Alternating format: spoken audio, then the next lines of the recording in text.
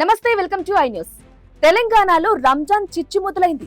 ముస్లిం ప్రభుత్వ ఉద్యోగులకు గంట ముందుగా ఆఫీస్ నుంచి వెళ్లేందుకు సర్కారు ఇచ్చిన పర్మిషన్ ఇప్పుడు పెను వివాదానికి దారితీస్తుంది.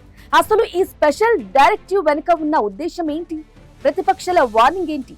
ఈ స్పెషల్ స్టోరీలో చూద్దాం. తెలంగాణ గవర్నమెంట్ తీసుకున్న ఒక డెసిషన్ ఇప్పుడు స్టేట్ పాలిటిక్స్ లో సెగలు పుట్టిస్తోంది. రంజాన్ మాసాన్ని పురస్కరించుకుని ముస్లిం ఎంప్లాయీస్ అందరికీ ఒక గంట ముందుగా ఆఫీస్ నుంచి వెళ్లేందుకు పర్మిషన్ ఇస్తూ జీఏడీ ఒక ఆర్డర్ పాస్ చేసింది. ఫిబ్రవరి 19 నుంచి మార్చి 20 వరకు, అంటే దాదాపు ఒక నెల రోజుల పాటు ముస్లిం టీచర్లు, కాంట్రాక్ట్, అవుట్సోర్సింగ్ స్టాఫ్ ఇలా అందరికీ సాయంత్రం 4 గంటలకి ఇంటికి వెళ్లే ఛాన్స్ దొరికింది.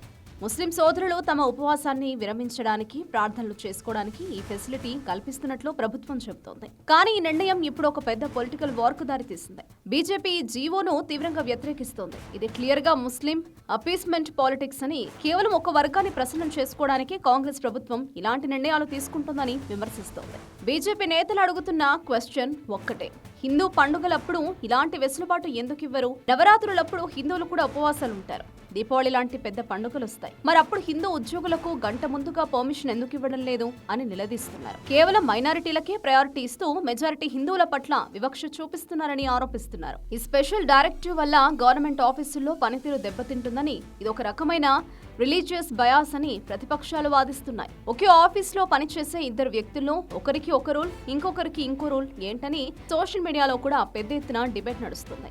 అటు ప్రభుత్వం మాత్రం ఇది ఏటా ఇచ్చే పర్మిషనే అని, దీన్ని అనవసరంగా రాజకీయం చేస్తున్నారని కొట్టిపారేస్తోంది. అయితే గతంలో ఎన్నడూ లేనంతగా ఇప్పుడు ఈ ఇష్యూ ఎందుకింత హైలైట్ అవుతోంది? కేవలం ఓటు బ్యాంకు రాజకీయాల కోసమే ఇలాంటి జీవోలు తెస్తున్నారా, లేక నిజంగానే ఇది మతపరమైన వెసులుబాటా?